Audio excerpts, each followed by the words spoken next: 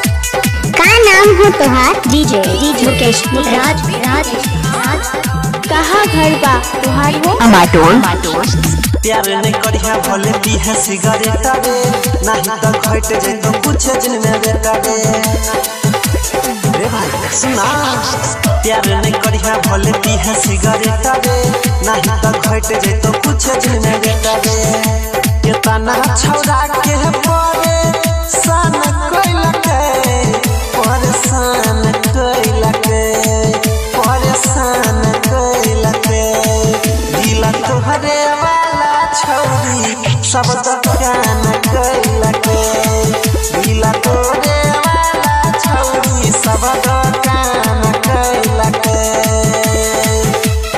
अभी आप सुन रहे हैं क्या नाम है आपका? जे मुकेश कहाँ घर है? अमाटोल पुन्नाही चौक।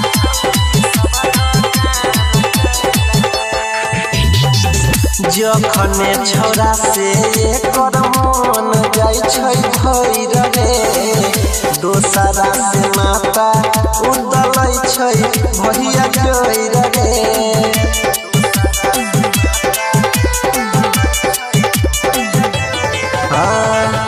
जखने छौरा से ओकर मन जाय छै भइर रे दोसरा से माता उदलै छै रे भइया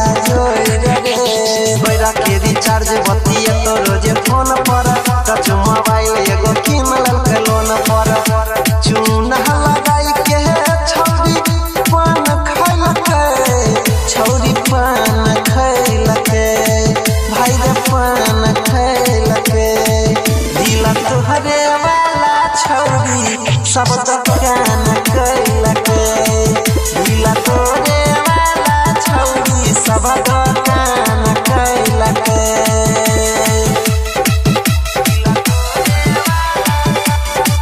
आपका नाम क्या है? और आपका? जे मुकेश राज कहाँ घर है?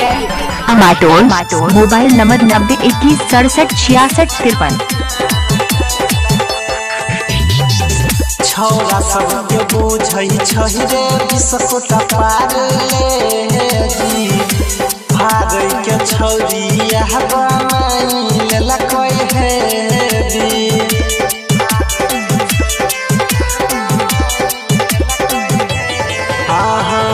छौरा सबके बुझै छै रे बिस्कुट पार ले जी भागै के छौरी यह बनाई लेला कोई है छौरिया के बात सब जान छै मिला रे केकरो से याद लगै तैने गिला रे राइटर सुशीला हवा डकान धैल के डकान धैल के भाई डकान धैल के दिल तोहरे वाला का नाम हो तोहार? डीजे मुकेश राज